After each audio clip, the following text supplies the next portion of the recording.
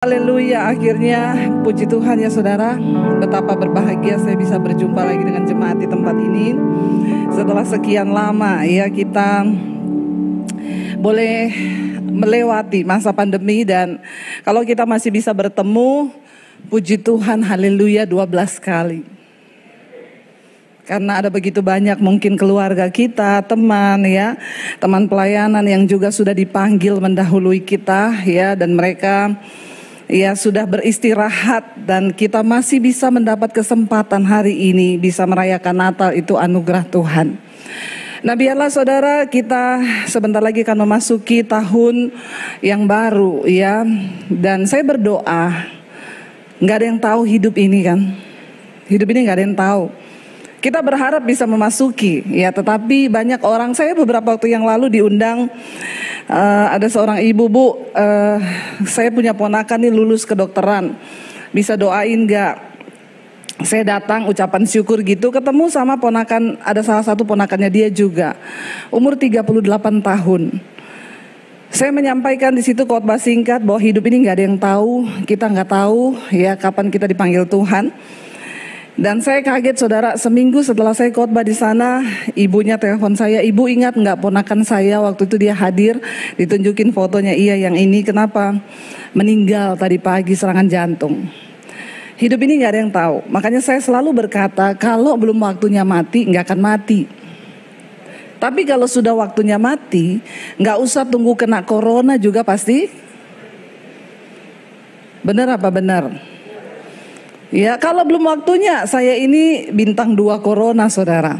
Ya, pertama kena di November tahun yang lalu di awal-awal pandemi, dan yang kedua kemarin tuh di akhir Mei yang pas tinggi-tingginya lagi Delta itu. Kakak ipar saya meninggal umur 48 tahun, dan akhirnya kami pas lagi ada di Solo, suaminya dimakamkan langsung dari rumah sakit. Tetapi kita sudah bilang gak usah datang ke keluarganya, karena kan mereka satu keluarga positif. Tapi kami dapat telepon dari tetangganya, mereka bilang, ini gak ada keluarga yang datang ke sini. Enggak, kenapa? Dia sudah lari-lari di jalan nangis, gak ada yang bujuk, gak ada yang menghibur. Karena semua tetangga cuma bisa ngintip dari balik jendela. Saya bilang ke suami, kita harus pergi ke sana. Suami saya bilang, tapi kan mereka corona, Tuhan tahulah niat kita. Akhirnya saya datang menghibur, ya udahlah, dia nangis di pelukan saya, dan benar aja seminggu kemudian kita positif saudara. Ya, tapi Tuhan tahu saya tidak bermaksud mencobai. Karena memang kejam sekali corona ini ya, tetangga deket loh. Itu semua orang cuma ngintip lewat jendela. Semua takut. Saya bilang sama suami, kita ini hamba Tuhan loh.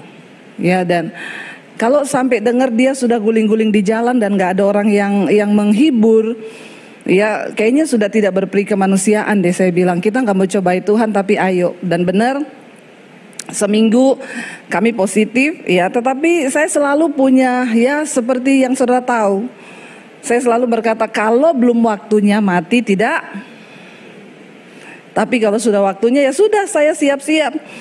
Dan suami saya hampir lewat waktu itu, karena yang Delta itu memang bukan batuk, bukan pilek, tapi diserang pencernaan, dia gak bisa makan. Dan akhirnya ya saya cuma bilang sama suami, pokoknya kamu harus makan apa yang bisa dimakan, makan.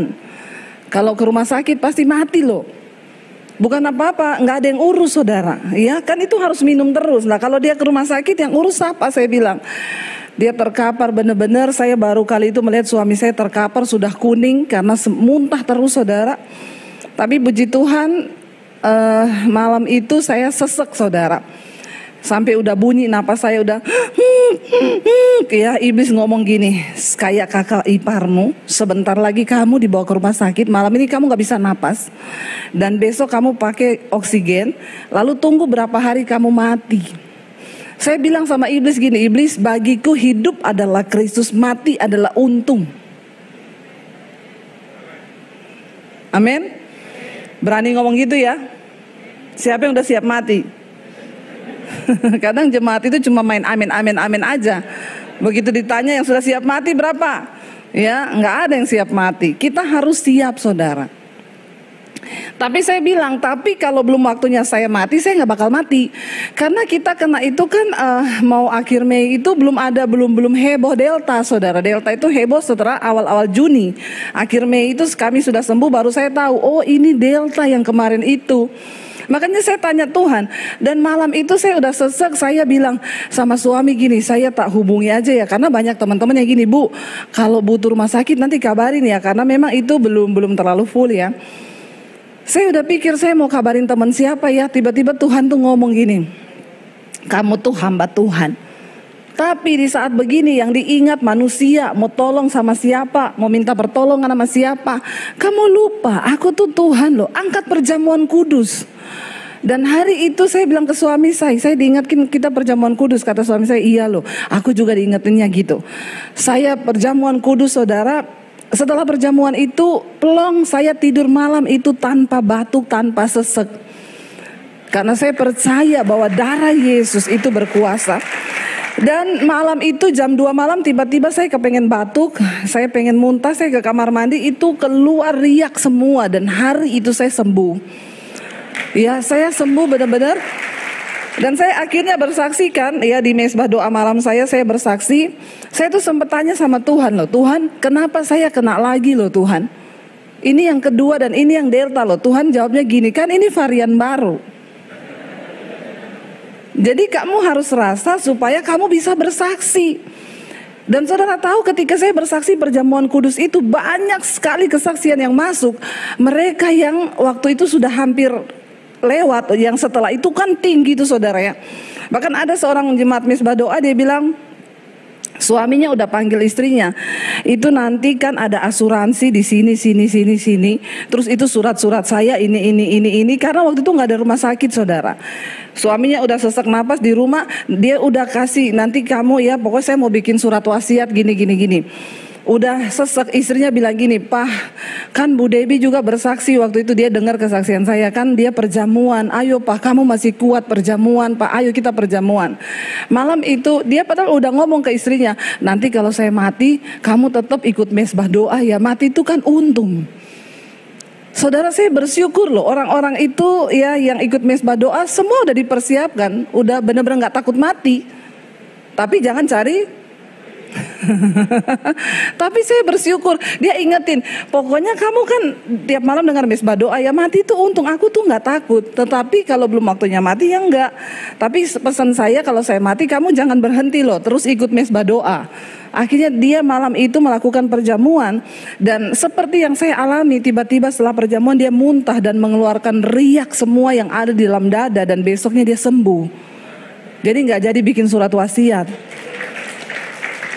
Nah, saya begitu mendengar banyak sekali kesaksian orang di Belanda, di Amerika, saudara, termasuk kenapa kemarin itu saya diundang ke Amerika, itu yang undang jemaat mesbah doa yang juga diberkati lewat kesaksian saya kena COVID. Siapa yang menyangka saudara ya, dulu ketika belum pandemi urus visa ditolak terus. Tapi di masa pandemi saya bisa pelayanan ke Amerika, saya khotbah di New York, di Colorado, di Philadelphia. Aduh, itu benar-benar Tuhan ya. Saya melihat saudara, setelah pandemi itu begitu lockdown dibuka ya di tahun 2020 yang lalu, itu saya keliling loh. Tidak pernah berhenti, saya ke Makassar, begitu boleh terbang aja. Terus saya terbang saudara ke NTT, ke Makassar, ke Toraja, itu pelayanan. Saya cuma berpikir satu hal, yaitu tadi yang saya bilang ya, kalau belum waktunya saya mati tidak akan mati. Tapi kalau sudah waktunya ya, kena kepleset di kamar mandi juga, kita harus punya pemahaman dan iman yang benar saudara. Ya, semua yang terjadi, saya percaya tidak semua di pandemi ini itu sesuatu yang buruk. Coba kita melihat dari cara pandangnya Tuhan. Saya melihat ada begitu banyak pemulihan yang terjadi di tengah masa pandemi ini. Rumah tangga yang dipulihkan, orang yang mau bercerai. Termasuk saya itu tahun 2019 lalu ya mulai bikin channel YouTube. Saya nggak tahu kan apa yang akan terjadi saudara. Tiba-tiba ya lockdown, gereja nggak boleh buka, dan akhirnya orang mulai mencari. Ya termasuk saya bikin channel mesbah doa itu, bikin konten mesbah doa itu bukan konten yang dicari-cari. Saudara udah dengar bagaimana kesaksian saya, ya, gara-gara saya dapat pemberitahuan di handphone saya sudah bisa live streaming lewat handphone, lalu saya pencet, lalu tiba-tiba orang masuk semuanya di situ, dan sejak saat itu kita ada khotbah mesbah doa itu, dan sampai hari ini saya melihat itu yang ikut ya 60.000, 70.000 ya, dan Tuhan tuh cuma bilang begini saudara, kita bayangkan kita membutuhkan gedung gereja sebesar apa untuk menampung 70.000 orang beribadah. Dan bukan cuma itu, saya melihat pemulihan demi pemulihan. Orang bersaksi yang sebelum pandemi mereka sudah mau bercerai, rumah tangga sudah goyah, tetapi ketika pandemi hidup mereka dipulihkan. Bahkan hari-hari ini saya melihat saudara, banyak sekali orang yang minta untuk dibaptis. Wow, tepuk tangan buat Tuhan Yesus. Saya itu saudara ya, sampai ada yang dari Singapura datang, telepon khusus, Bu saya mau ke Indonesia, Ibu lagi ada di mana? Waktu itu saya lagi pelayanan di Bandung. Baik Bu, saya akan susul Ibu ke Bandung. Kita cari hotel, booking hotel semalam. Saya baptis, setelah itu saya pulang ke Singapura. Saya cuma mau melakukan firman Bu. Wow, saudara saya melihat ya, ini lagi kemarin udah ada yang telepon, Bu saya mau baptis, Ibu ada waktu kapan? Saya melihat penuaian. Orang cari Tuhan, manusia cari Tuhan. Jadi tidak semua di masa pandemi ini buruk saudara. Ya, karena kita percaya semua yang terjadi itu kan seizin Tuhan. Dan saya juga percaya ini masa pemurnian. Buat siapa? Buat jemaat, buat pendeta, buat gereja, buat anak-anak Tuhan. Ini adalah masa pemurnian. Iman kita lagi diuji.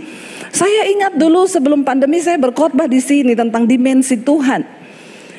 Bagaimana tahun 2020 kita mempersiapkan hidup memasuki dimensi Tuhan, kalau saudara masih ingat ya, karena dimensi baru waktu itu.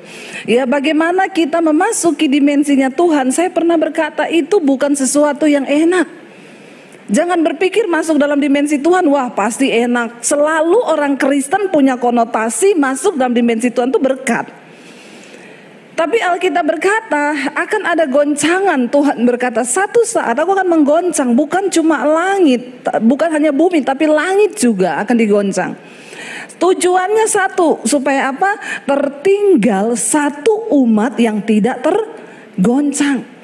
Nah saya dulu ingat saya menyampaikan di sini, memasuki pandemi, memasuki dimensi Tuhan, kan kita belum tahu apa yang akan terjadi ke depan.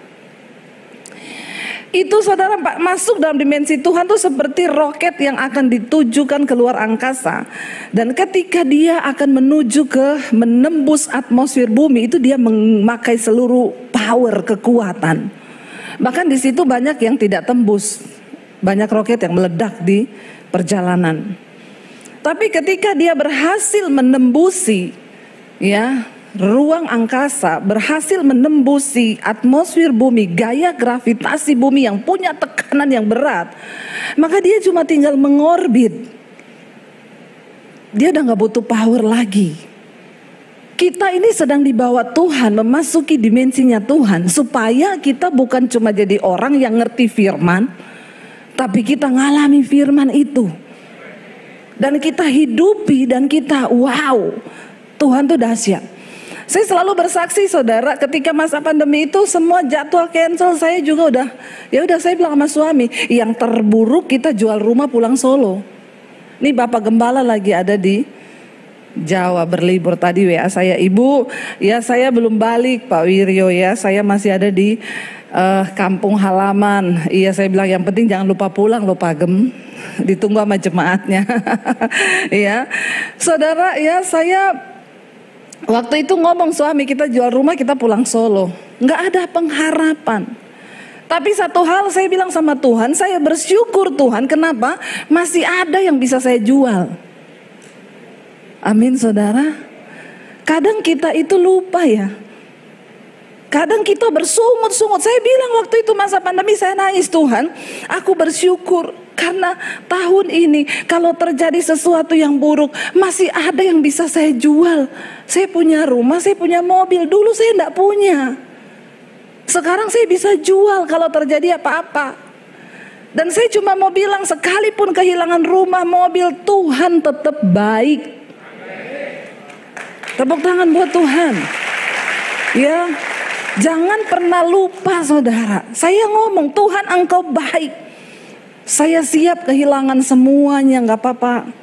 Siapa yang sangka di masa pandemi, sampai anak saya bilang, Mami saya mau kuliah loh. Nggak usah kuliah dulu nak, ini waktu masih begini. Kuliah dengan tidak kuliah juga tidak menentukan sorga atau neraka. Padahal itu saya menghibur diri saudara, karena nggak ada duit. Saya tanya, kuliah berapa? 70 juta uang masuk. Saya bilang, ini kita buat hidup ke depan aja udah nggak tahu bagaimana. Waktu itu uang saya cuma 10 juta. Siap-siap buat bayar mobil 6 juta, tinggal berapa? 4 juta hidup dengan 3 anak di Jakarta. Dengan keadaan yang begini, semua jadwal pelayanan off. Siapa yang tahu bagaimana ke depan? Saya nangis sama Tuhan, tapi saya cuma bilang, engkau baik Tuhan, engkau baik. Duduk di situ ngapa ya? Jangan memberi tanda saya sudah mau selesai loh. Biasa kalau main keyboard sudah main tuh dia udah suruh saya turun berarti. Tapi ini tidak kan? Tidak ya. Saudara, dan akhirnya saya cuma punya satu firman Tuhan. Saya bilang, Tuhan, aku pernah melewati yang lebih buruk dari ini dulu. Dan saya gak mati. Saya melihat Tuhan menyertai. Dan hari ini pun saya akan melewati. Dan saya tidak akan mati. Saya percaya Tuhan menyertai. Tiba-tiba di masa pandemi, libur, ya saya bilang, saya kan gak ngapa-ngapa ini, gak tahu mau ngapa-ngapa. Beliin kanvas dong, saya mau melukis. Datang lagi satu. Memang udah mau selesai ini. Kamu mengintimidasi saya loh. Ya, abaikan mereka saudara. Pokoknya saudara fokus sama saya saja. Gak usah lihat mereka ya. Lalu saudara, saya itu bilang sama suami, saya beliin kanvas dong. Dia bilang, buat apa? Saya mau melukis. Melukis apa? Saya menikah sama kamu 20 tahun, saya belum pernah lihat kamu melukis. Gambar pun tidak pernah, kata suami saya. Tiba-tiba di masa pandemi gini kamu mau melukis itu buat apa? Jangan bikin habis duit, kanvas itu mahal, cat itu mahal. Saya bilang, please deh, ayo kita ke Gramet.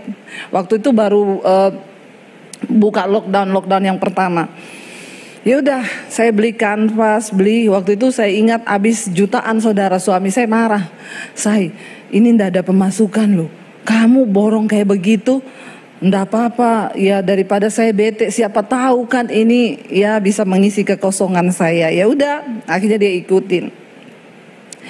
Satu saat dia lagi ngedit, saya lukis-lukis di luar. Dia keluar saudara, dia kaget. Dalam waktu 2 jam. Dia kaget, dia keluar, dia bilang, ini lukisan siapa? Saya bilang, di sini ada siapa? Dia lihat lukisan saya, dia bilang, nggak mungkin loh. Nggak mungkin loh. Lah ada siapa di sini? Cuma ada saya. Ini lukisanmu? Ya iyalah. Dia muter-muter sambil, nggak mungkin nih, nggak mungkin nih. Saya bilang, apa yang tidak mungkin bagi manusia itu mungkin bagi Tuhan. Saking senengnya saya upload di IG saudara. Ya, nggak usah lihat Jeffrey, lihat saya aja. Luar biasa nih ya, suami istri yang melayani Tuhan. Biar tetap kuat di hari-hari ini. Rumah tangga harus tetap kuat. Banyak goncangan yang terjadi saudara. Bahkan para pelayan Tuhan pun digoncang. Jadi kita harus kuatkan rumah tangga, benar-benar bangun dalam Tuhan. Akhirnya saya upload di IG saya, puji Tuhan, lukisan pertama saya. Tiba-tiba ada yang inbox. Saya gak tulis dijual loh. Cuma puji Tuhan. Ada yang inbox, Bu itu lukisan ibu, iya boleh saya beli enggak? Saya bilang gak dijual nih. Saya ini bukan pelukis, tapi saya mau memiliki itu. Mama saya ulang tahun, saya mau kasih hadiah buat mama saya. Dia pasti seneng karena dia tiap malam dengar khotbah Bu Debbie. Ya saya sih enggak jual, tapi kalau ibu mau, ya monggo. Ya kan begitu, orang emang bener saudara. Lalu dia bilang, berapa Bu harganya? Enggak ada harga Bu, karena saya enggak tahu harganya. Ya udah pokoknya buat ganti kanvas sama cat aja. Oke Bu, bisa minta nomor rekening? Saya kasih. Saudara tahu lukisan pertama saya laku 10 juta. Semangat nggak melukis? Semangat loh, di masa pandemi loh. Tiba-tiba dapat karunia baru, langsung dihargai 10 juta loh. Suami saya lebih semangat lagi. Yang padahal tadinya dia marah-marah. Beli kanvas segitu buat apa lo? Buang-buang uang gini. Akhirnya dia bilang, mau beli kanvas, ayo saya anter. Memang bapak-bapak itu begitu ya. Akhirnya saya ngelukis lagi saudara. Kedua, ketiga. Waktu lukisan yang keempat itu anak saya bilang, Mam, saya jadi kuliah ndak? Kalau jadi ini udah diminta store. Berapa? 70 juta tapi bayarnya bisa nyicil. Nak, berdoa lagi. Ini masa begini bener, bukan Mami tuh ndak mau. Mami tahu kamu mau kuliah, tapi bener-bener ini masa kayak begini. Kalau Tuhan berkehendak pasti ada duitnya. Kamu berdoa. Tiba-tiba saya ngelukis saudara. Waktu itu saya diundang pelayanan di sebuah perusahaan. 2 kali saya tolak waktu itu. Ya lalu yang ketiga saya terima. Akhirnya selesai pelayanan, saya diajak makan sama pemimpin perusahaannya. Sekretarisnya ngomong gini, Pak, Bu Debbie ini pelukis loh. Saya tendang kakinya. Shh. Enggak Pak, saya bukan pelukis, tapi ya baru belajar. Oh iya, terus dia yang buka IG saya. Ini kayaknya lukisan yang terakhir ya Bu, yang belum ada yang beli ya ini ya. Saya bilang iya sih, ya itu yang berapa hari lalu itu lukisan yang keempat.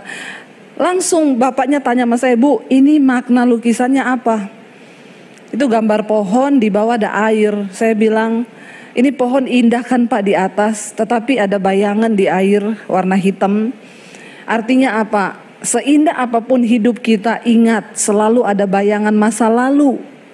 Pahit, getir, berdosanya kita. Dari situlah Tuhan angkat kita. Jangan pernah lupakan. Lalu dia bilang, wah itu saya banget Bu, boleh nggak saya beli lukisannya? Saya bilang ya kebetulan memang belum ada yang punya. Nanti saya bingkai dulu, saya frame dulu. Selesai, dia WA saya, Bu, lukisan udah selesai, biar diambil sopir saya. Nih saya transfer malam ini. Malam itu dia kirim bukti transfer. Saya kaget lihatnya. Saudara tahu berapa? 70 juta. Saya WA gini, Pak, kayaknya salah transfer. Kenapa Bu? Kelebihan 01 Pak. Mendingan kita ngomong di depan daripada saya udah pakai terus dia bilang, Bu maaf kemarin tuh saya salah transfer. Habis saya saudara. Ya daripada begitu kan. Jadi saya bilang kayaknya coba Bapak cek lagi. Kayaknya nolnya kelebihan 1. Dia bilang gini, enggak Bu, itu yang Tuhan taruh di hati saya. Dan saudara tahu itu yang buat bayar kuliah anak saya. Makin semangat saya lukis saudara. Makin semangat, orang saya nggak pernah kasih harga. Ngelukis lagi. Dibayar 25 juta, 50 juta. Yang tertinggi itu 75 juta. Wow, Tuhan itu ajaib.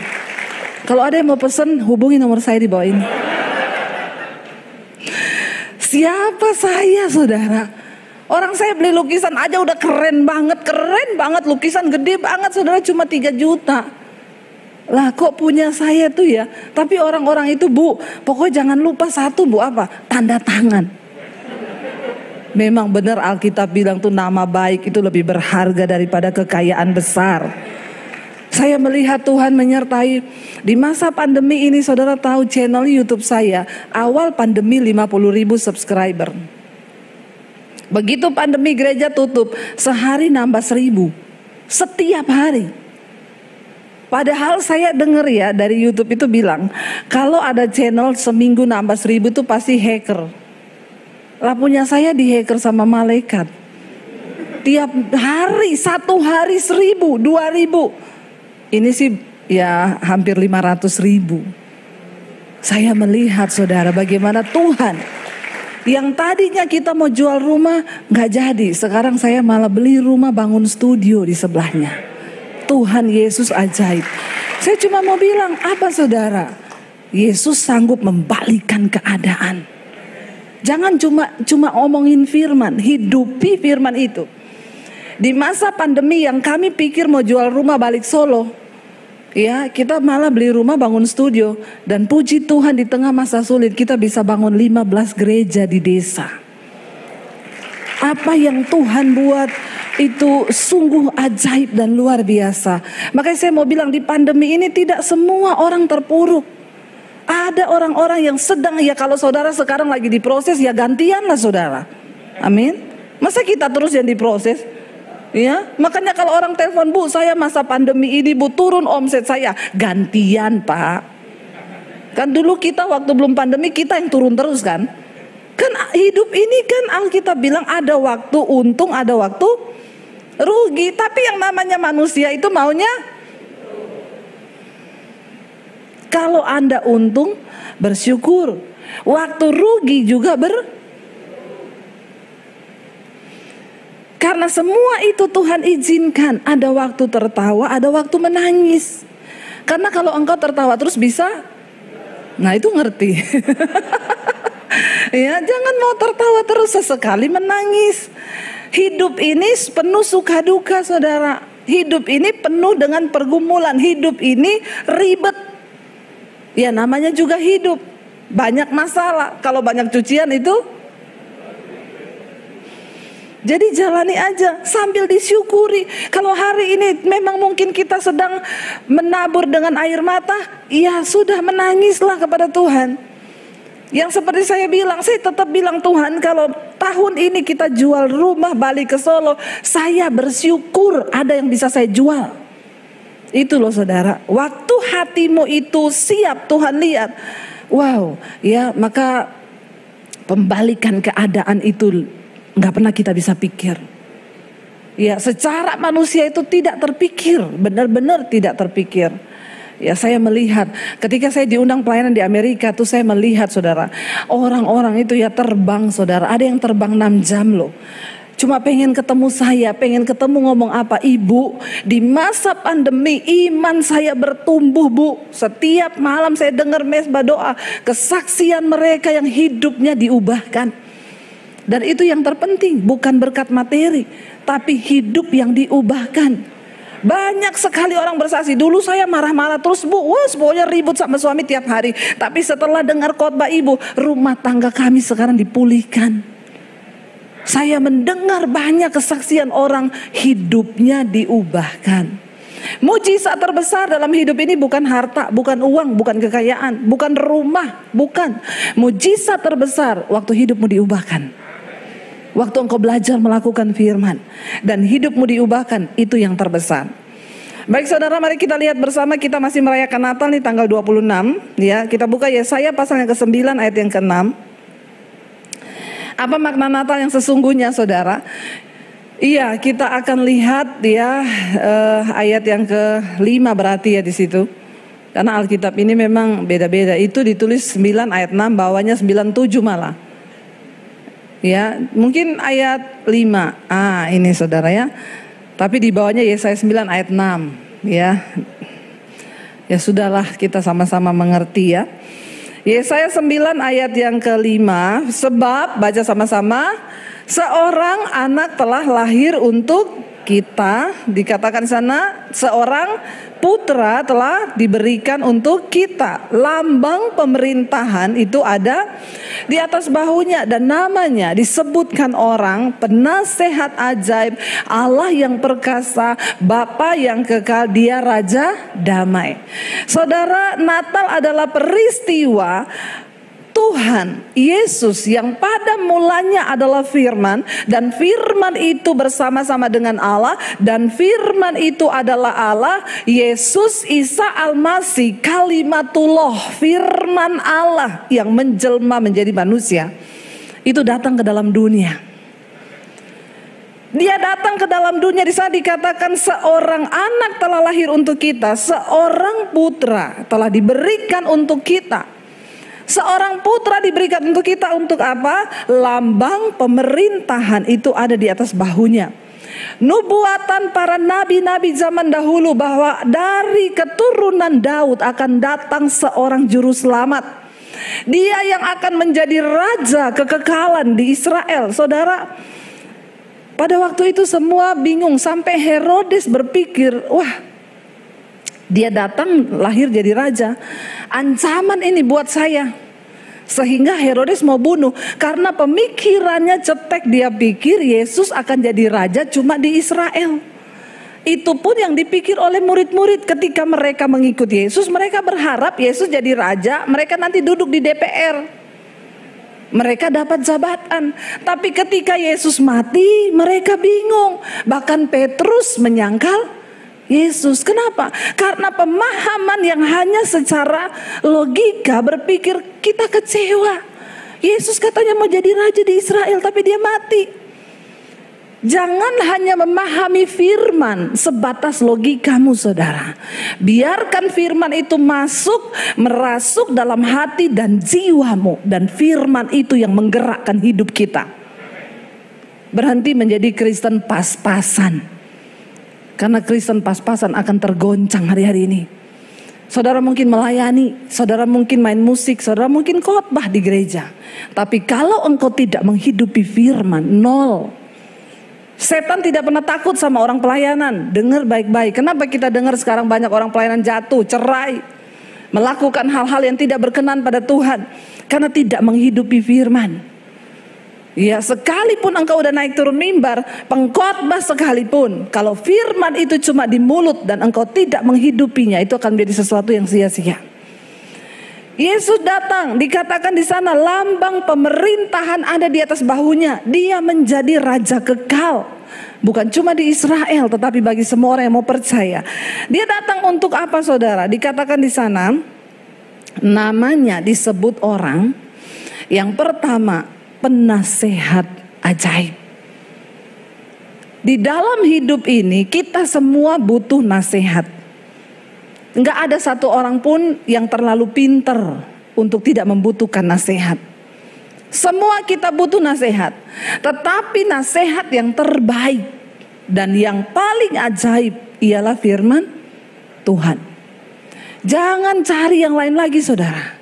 Kalau engkau mau mencari nasihat hari ini, cari firman Tuhan. Dan Alkitab ini sudah paling lengkap. Semua nasihat ada di dalamnya.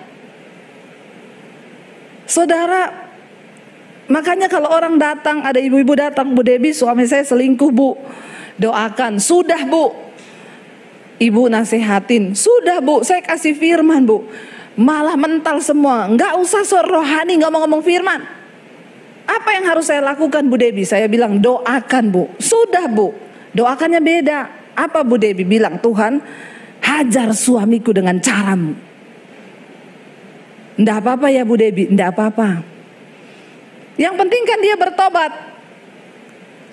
Akhirnya dia doa tiap hari. Satu kali dia bilang sama suaminya, Bu Debbie ngomong saya harus berdoa buat kamu. Dia bilang baguslah. Iya, tapi doanya Tuhan hajar suamiku. Marah dia, saudara.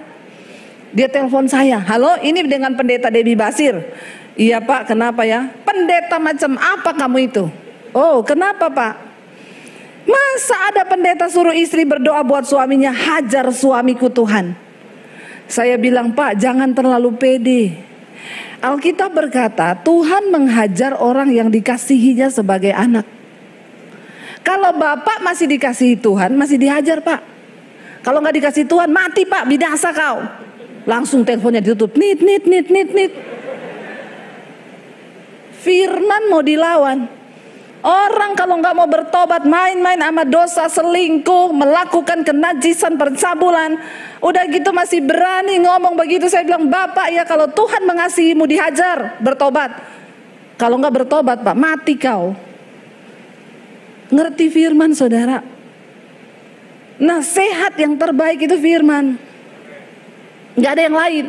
Makanya kenapa saya selalu berkata, jangan cari manusia, jangan cari pendeta, cari Tuhan. Hari-hari ini cari Tuhan. Kenapa? Engkau punya hak istimewa untuk berjumpa Tuhan. Kalau orang yang udah ikutin saya tuh tahu, saya tidak menerima titipan doa.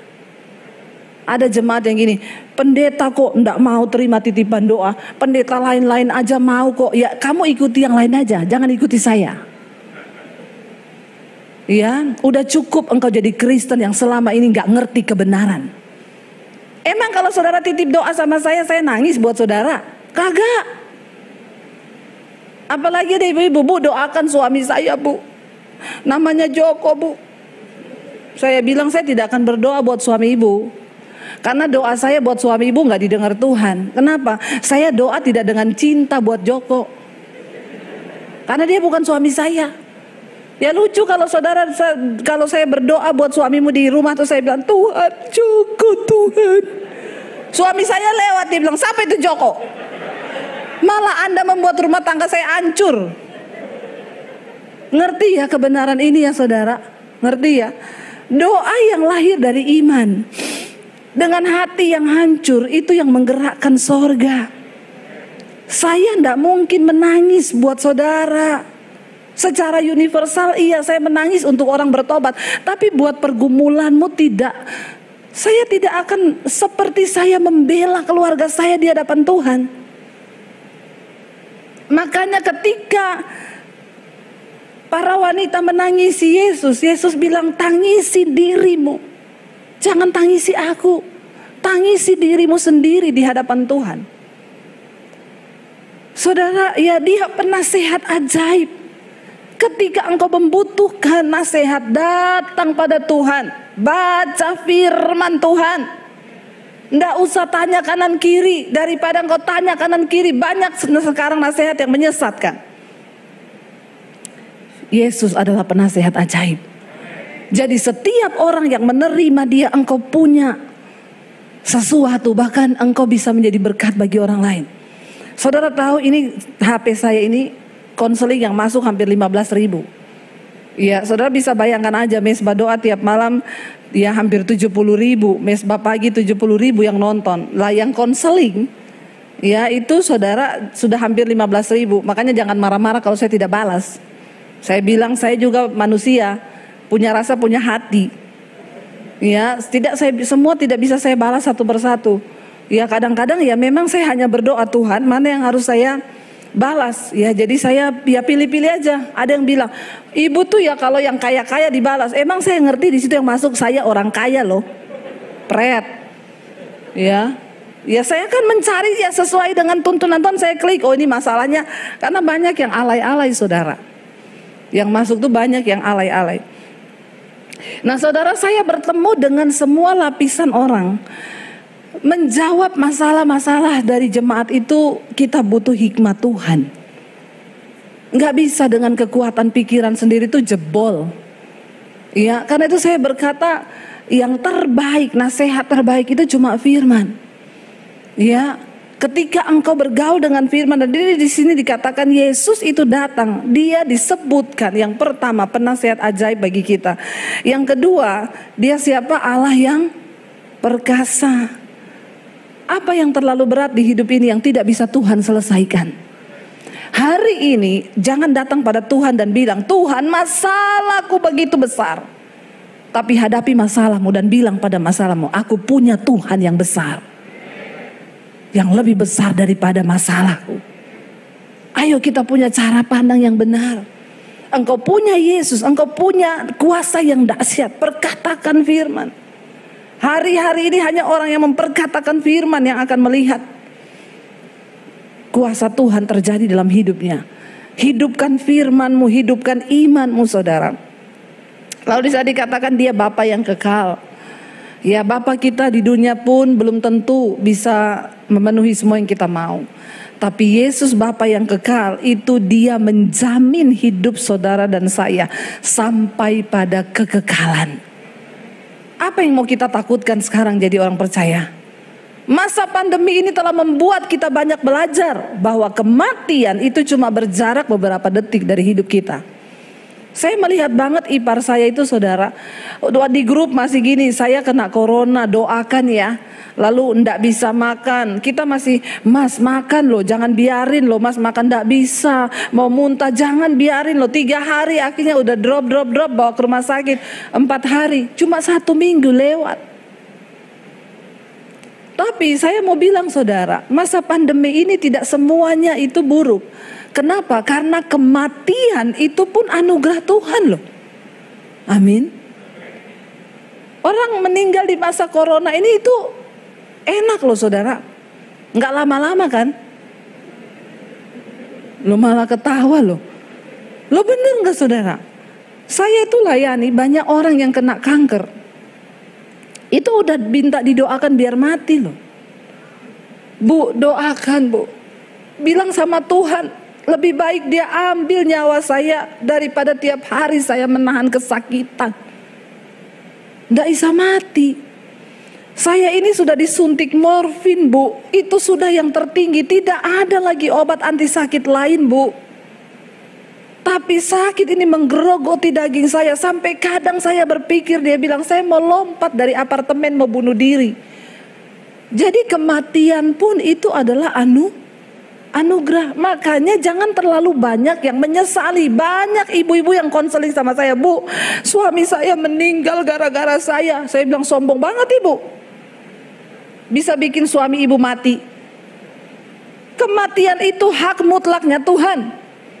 Dia bilang seandainya saya cepat bawa dia ke rumah sakit mungkin dia enggak mati. Saya bilang enggak bu. Baru kemarin ada ibu-ibu telepon saya ngomong, Bu Debbie, suami saya mati gara-gara saya. Kenapa? Seandainya saya enggak bawa dia ke rumah sakit mungkin dia enggak mati. Saya bilang sekarang ibu malah menyesali terlambat bawa ke rumah sakit. Yang dibawa ke rumah sakit juga mati bu. Jadi masalahnya ya bukan soal dibawa rumah sakit atau tidak dibawa rumah sakit. Mati hidup itu kedaulatan Tuhan. Jangan sampai kita terkecoh gara-gara pandemi ini sehingga semua orang ketakutan dan berpikir bahwa hidupnya di tangan COVID. Itulah yang sedang saya tentang hari-hari ini. Sampai semua orang berpikir kalau udah COVID bakalan mati. Hei, tetap taruh imanmu pada Tuhan. Jangan ada yang tertipu hari-hari ini. Saya bilang sama Tuhan, Tuhan, hidup matiku itu di tangan Tuhan. Sampai orang udah bilang, ini ada yang bersaksi di mesbah doa kan, diabetes, kanker paru-paru, baru operasi, kena COVID. Menurut logika kita, kanker paru-paru, ya diabetes, jantung, kena COVID mati enggak? Nah itu kan pemahaman kita kan. Kita lupakan bahwa Tuhan yang berdaulat. Enggak mati loh saudara. Nggak mati, lo ipar saya nggak ada sakit apa-apa, sehat 48 tahun, laki-laki, kena COVID meninggal. Tapi berarti memang sudah waktunya. Karena itu saudara, mari kita menyadari bahwa hari-hari yang Tuhan beri sekarang ini anugerah. Berhenti hidup bagi dirimu sendiri. Mari mulai berkata, Tuhan, aku mau hidup bagi kepentingan Tuhan hari-hari ini. Apa itu kepentingan Tuhan? Bukan saudara semua menjadi pendeta. Oh berarti kata Bu Debbie kita harus hidup bagi kepentingan Tuhan. Mau masuk sekolah Alkitab, enggak usah. Hidup bagi kepentingan Tuhan di dalam rumah tanggamu. Kalau engkau sebagai seorang suami bilang, Tuhan jadikan aku imam yang benar, yang hidup dalam kebenaran dan kekudusan, yang harus membawa istri dan anak-anakku untuk datang pada Tuhan. Kalau engkau sebagai seorang istri bilang, Tuhan aku mau jadi istri yang menjadi penolong dalam rumah tanggaku. Kebangetan loh saudara kalau kita melewati 2 tahun ini dan engkau tidak bertobat. Kebangetan. Dan karaktermu tidak berubah. Kebangetan. Kita sudah melihat bagaimana di sekeliling kita hari-hari ini apa yang terjadi. Kalau kita hidup itu semua hanya karena anugerah Tuhan. Kalau kita ada itu semua hanya karena anugerah Tuhan. Biar kita hari ini mau datang kepada Tuhan. Kita mau bilang, Tuhan semua hanya karena kebaikan-Mu dalam hidup kami. Ya saya minta, ayo Pak Jeffrey kita mau sama-sama memuji menyembah Tuhan. Semua hanya karena kebaikan Tuhan. Kita percaya bahwa kalau kita masih ada hari ini, Natal adalah peristiwa kebaikan Tuhan bagi hidup kita. Terima kasih Tuhan Yesus.